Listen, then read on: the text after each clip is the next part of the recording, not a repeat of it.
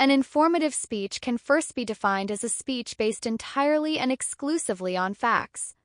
Basically, an informative speech conveys knowledge, a task that every person engages in every day in some form or another. Whether giving someone who is lost driving directions, explaining the specials of the day as a server, or describing the plot of a movie to friends, people engage in forms of informative speaking daily. Secondly, an informative speech does not attempt to convince the audience that one thing is better than another. Does not advocate a course of action. Consider the following two statements. 2 plus 2 is equal to 4. George Washington was the first president of the United States. In each case, the statement made is what can be described as irrefutable, meaning a statement or claim that cannot be argued. In the first example, even small children are taught that having 2 apples and then getting 2 more apples will result in having 4 apples. This statement is irrefutable in that no one in the world will argue this. It is a fact. Similarly, with the statement George Washington was the first president of the United States, this again is an irrefutable fact. If you asked 100 history professors and read 100 history textbooks, the professors and textbooks would all say the same thing: Washington was the first president. No expert, reliable source, or person with any common sense would argue about this. Informative speech is not a persuasive speech. Informative speech is fundamentally different from a persuasive speech in that it does not incorporate opinion as its basis.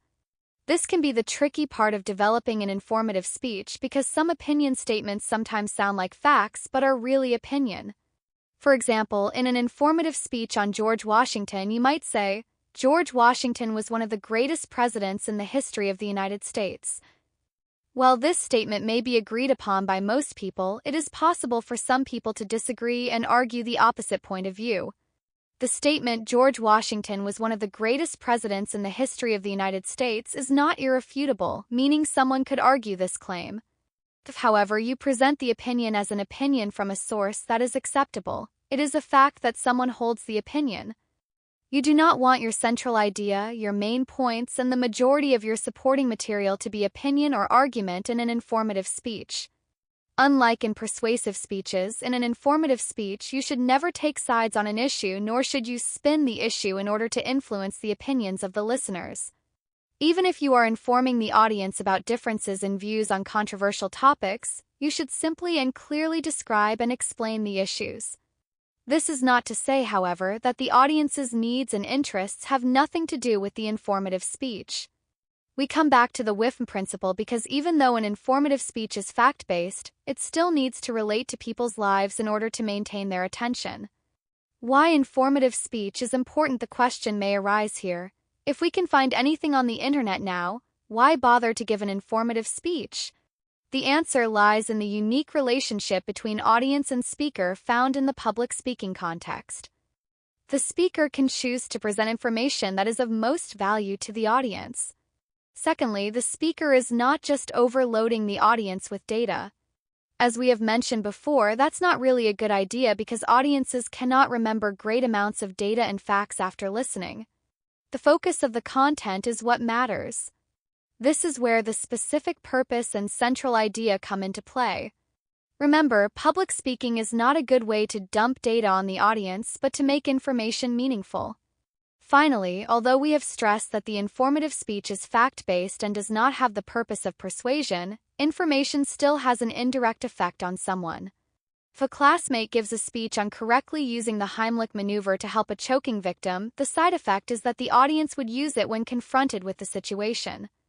14.3. Types of informative speeches. While topics that are suitable for informative speeches are nearly limitless, they can generally be pared down into 5 broad categories. Understanding the type of informative speeches can help you to figure out the best way to organize, research, and prepare for it.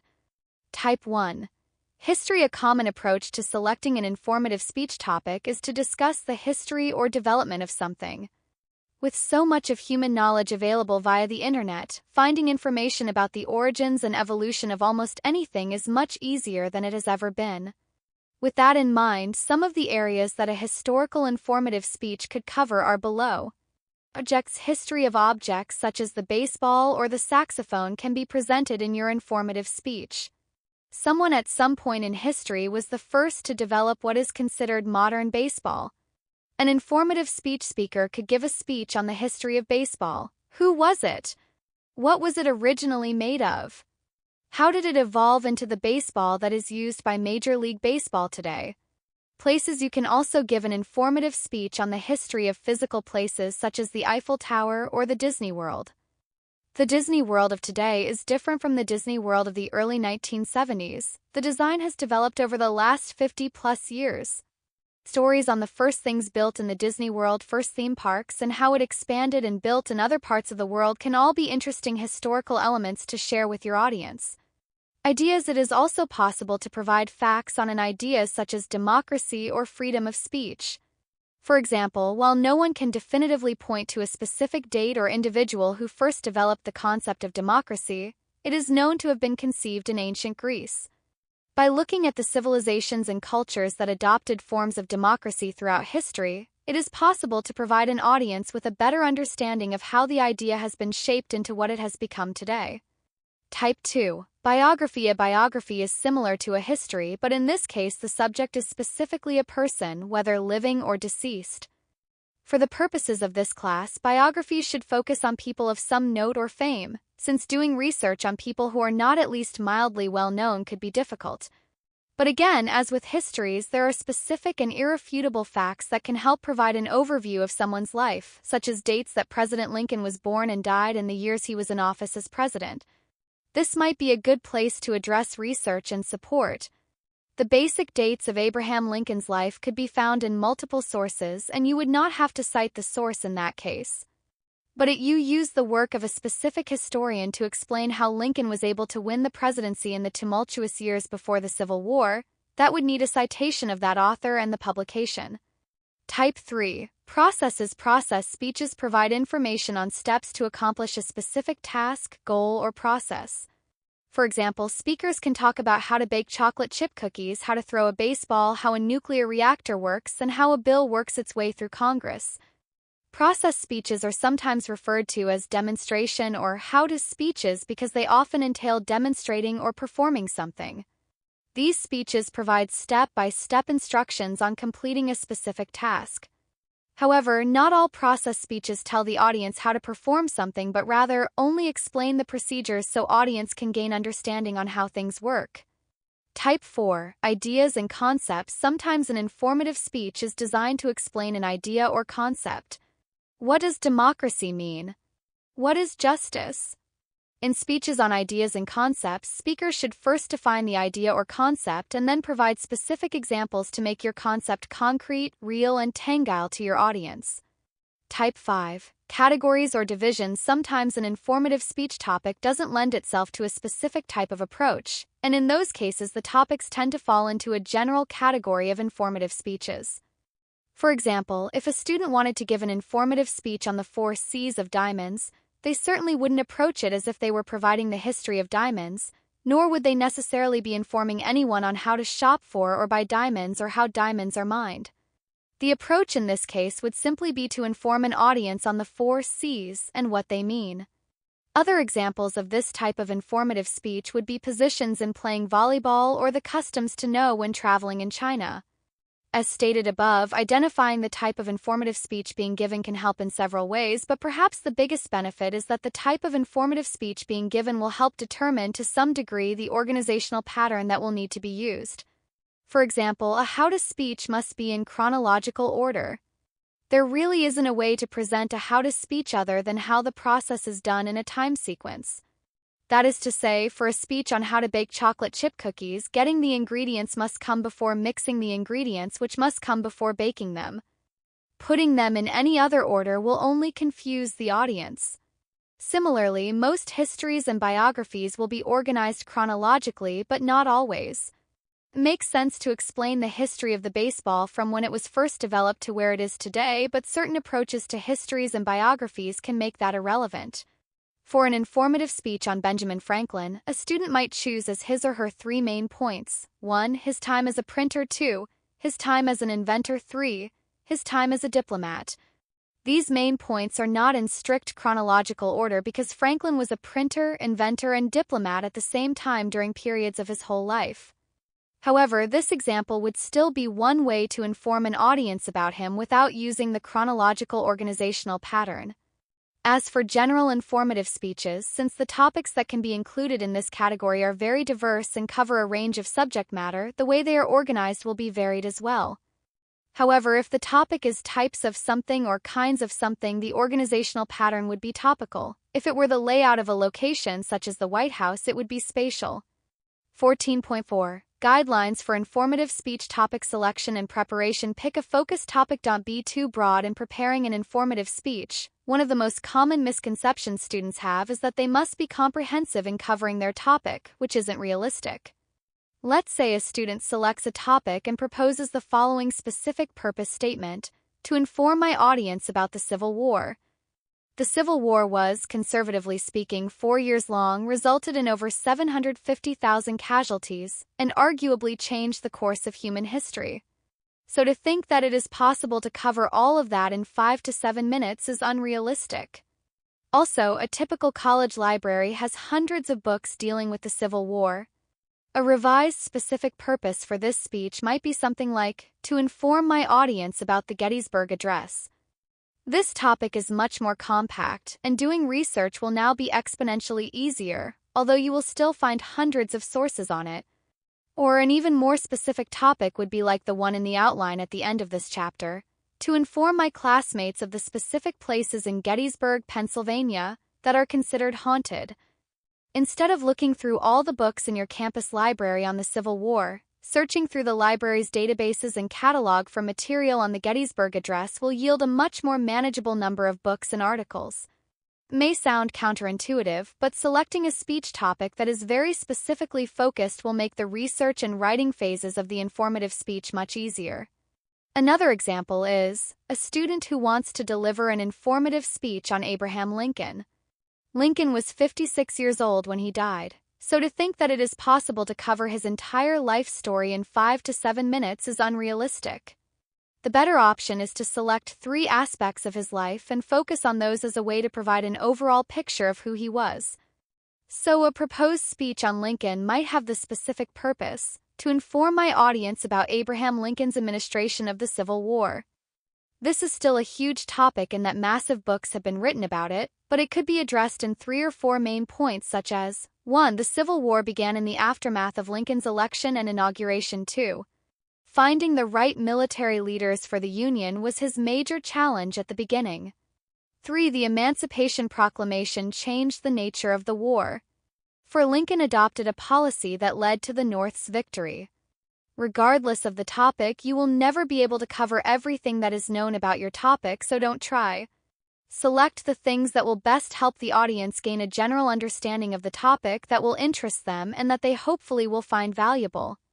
For additional tips for selecting the right informative speech topics and preparing the speech, watch the following videos. Avoid faux or fake informative speech topics. Sometimes students think that because something sounds like an informative speech topic, it is one.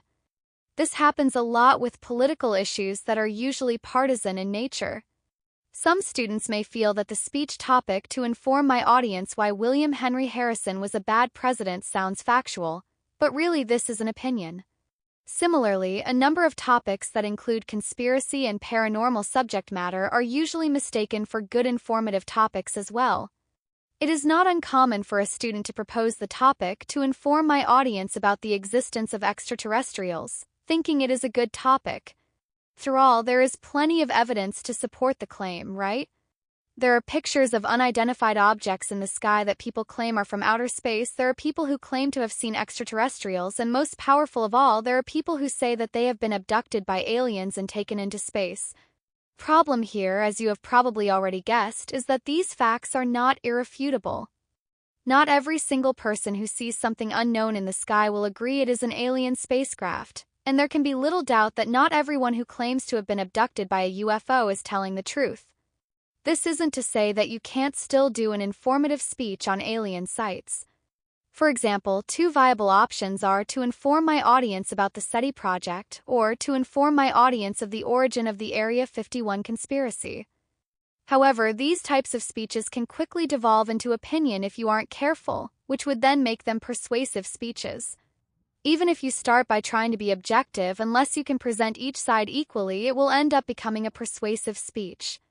Additionally, when a speaker picks such a topic, it is often because of a latent desire to persuade the audience about them. Be accurate, clear, and interesting. A good informative speech conveys accurate information to the audience in a way that is clear and that keeps the listener interested in the topic. Achieving all three of these goals, accuracy, clarity, and interest, is the key to being an effective speaker. If information is inaccurate, incomplete, or unclear, it will be of limited usefulness to the audience.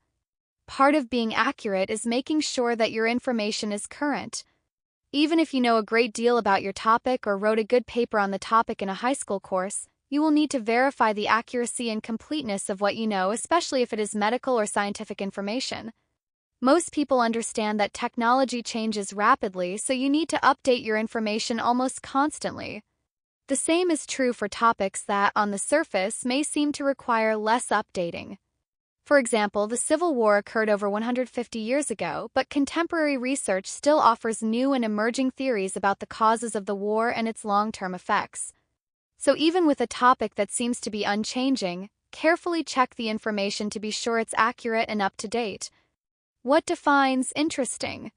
In approaching the informative speech, you should keep in mind the good overall principle that the audience is asking, "What's in it for me?" The audience is either consciously or unconsciously wondering, "What in this topic for me? How can I use this information? Of what value is this speech content to me? Why should I listen to it?" One reason this textbook uses examples of the Civil War is that the author's college is located by several Civil War sites and even a major battlefield. Students see reminders of the Civil War on a regular basis. You might consider it one of the jobs of the introduction to directly or indirectly answer these questions. If you can't, then you need to think about your topic and why you are addressing it. If it's only because the topic is interesting to you, you are missing the point. For example, why should we know about Abraham Lincoln's administration of the Civil War? Obviously, because it had significant long-term consequences to Americans, and you should articulate that in terms the audience can understand. Keep in mind audience diversity. Finally, remember that not everyone in your audience is the same, so an informative speech should be prepared with audience diversity in mind. If the information in a speech is too complex or too simplistic, it will not hold the interest of the listeners. Determining the right level of complexity can be hard. Audience analysis is one important way to do this. Do the members of your audience belong to different age groups? Did they all go to public schools in the United States, or are some of them international students? Are they all students majoring in the same subject, or is there a mixture of majors? Never assume that just because an audience is made up of students, they all share a knowledge set. Do enough research and try to include examples and supporting material that will resonate with your diverse audience. 14.5 Sample Informative Speeches and Speech Outlines. Sample Informative Speech Outline by Shannon Stanley. Topic: Lord Byron. Specific purpose: to inform my audience about the life of George Gordon, Lord Byron. Central idea: George Gordon, Lord Byron overcame physical hardships, was a world-renowned poet, and an advocate for the Greeks' war for freedom. Introduction. Attention step. Imagine an 11-year-old boy who has been beaten and sexually abused repeatedly by the very person who is supposed to take care of him. Reveal topic. Thesis. This is one of the many hurdles that George Gordon, better known as Lord Byron, overcame during his childhood. Lord Byron was also a talented poet with the ability to transform his life into the words of his poetry. Byron became a serious poet by the age of 15, and he was first published in 1807 at the age of 19.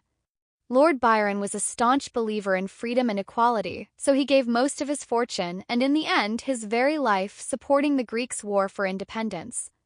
Establish credibility. While many of you have probably never heard of Lord Byron, his life and written work will become more familiar to you when you take Humanities 1201, as I learned when I took it last semester. Preview body of speech. In this speech I will talk about Lord Byron's early childhood, accomplishments, and life outside of poetry. Transition. Let me start with Lord Byron's childhood. Body A. Main Point 1. Lord Byron's childhood. I Subpoint 1. Birth and disability. A. Lord Byron was born on January 22, 1788 to Captain John Byron and Catherine Gordon Byron.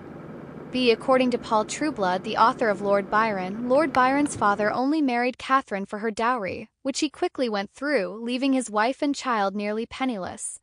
C. By the age of 2, Lord Byron and his mother had moved to Aberdeen in Scotland, and shortly thereafter, his father died in France at the age of 36. D. Lord Byron was born with a clubbed right foot, which is a deformity that caused his foot to turn sideways instead of remaining straight, and his mother had no money to seek treatment for this painful and embarrassing condition. He would become very upset and fight anyone who even spoke of his lameness.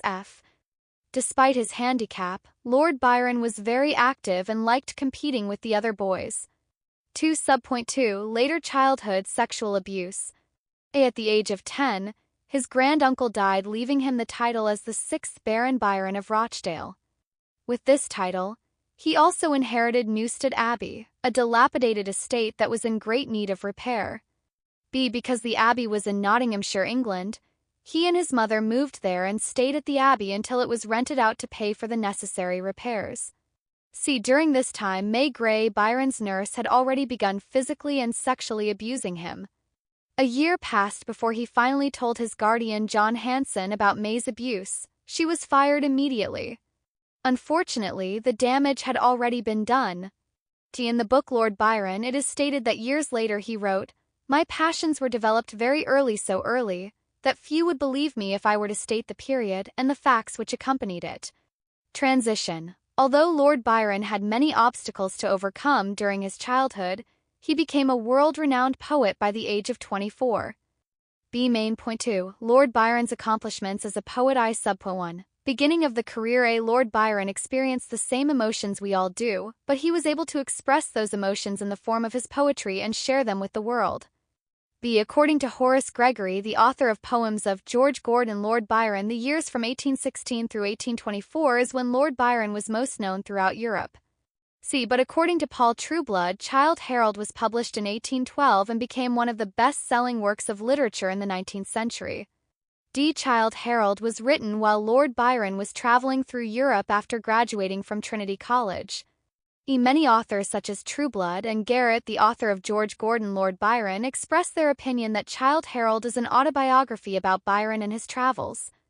2.2 Poem topics. Lord Byron often wrote about the ones he loved the most, such as the poem She Walks in Beauty written about his cousin and Wilmot, and stanzas for music written for his half-sister Augusta Lee. B. He was also an avid reader of the Old Testament and would write poetry about stories from the Bible that he loved. One such story was about the last king of Babylon. This poem was called The Vision of Belshazzar, and is very much like the Bible version in the Book of Daniel. Transition. Although Lord Byron is mostly known for his talents as a poet, he was also an advocate for the Greeks' war for independence. See Main point 3. Lord Byron's life other than poetry. I.1. Byron arrived in Greece in 1823 during a civil war. Lord Byron, after his self-imposed exile from England, took the side of the Greeks in their war for freedom from Turkish rule. B. The Greeks were too busy fighting amongst themselves to come together to form a formidable army against the Turks. According to Martin Garrett, Lord Byron donated money to refit the Greeks' fleet of ships but did not immediately get involved in the situation. He had doubts as to if or when the Greeks would ever come together and agree long enough to make any kind of a difference in their war effort. Eventually the Greeks united and began their campaign for the Greek War of Independence. He began pouring more and more of his fortune into the Greek army and finally accepted a position to oversee a small group of men sailing to Missolonghi. Lord Byron set sail for Missolonghi in western Greece in 1824. He took a commanding position over a small number of the Greek army despite his lack of military training. He had also made plans to attack a Turkish-held fortress but became very ill before the plans were ever carried through. 2.2 Death. Lord Byron died on April 19, 1824 at the age of 36 due to the inexperienced doctors who continued to bleed him while he suffered from a severe fever. B. After Lord Byron's death, the Greek War of Independence, due to his support, received more foreign aid which led to their eventual victory in 1832. Lord Byron is hailed as a national hero by the Greek nation. D. Many tributes such as statues and road names have been devoted to Lord Byron since the time of his death. Conclusion A. Signal end of speech. In conclusion, B. Review main points and summarize. Lord Byron overcame great physical hardships to become a world-renowned poet, and is seen as a hero to the Greek nation and is mourned by them still today. C. Sense of completeness. Clincher memorable ending. I have chosen not to focus on Lord Byron's more liberal way of life, but rather to focus on his accomplishments in life. He was a man who owed no loyalty to Greece, yet gave his life to support their cause. Most of the world will remember Lord Byron primarily through his written attributes, but Greece will always remember him as the trumpet voice of liberty. Sample informative speech by Pamela Meyer references Garrett M. George Gordon Lord Byron. New York, New York, Oxford University Press. Gregory H. Poems of George Gordon Lord Byron. New York, New York, Thomas Y. Crowell Company. Trueblood P. G. Lord Byron. New York, New York, Twain Publishers.